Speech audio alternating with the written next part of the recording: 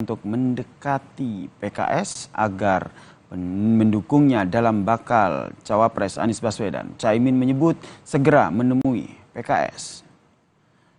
Hingga saat ini, saudara, PKS belum menyatakan dukungan kepada Caimin sebagai bacawa pres Anies Baswedan. Kepastian sikap partai akan diambil setelah menggelar rapat Majelis Syuro.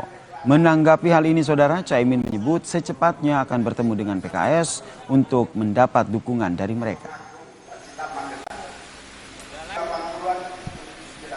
Terus jalan terus, saya berupaya terus mendekati. Insya Allah dalam waktu dekat akan berkunjung ke PKS. Saudara, meski mendukung Anies Baswedan sebagai bakal capres, PKS belum memberikan dukungan kepada Caimin sebagai bakal cawapresnya Anies. PKS tidak hadir saat deklarasi Anies Caimin di Surabaya, Jawa Timur.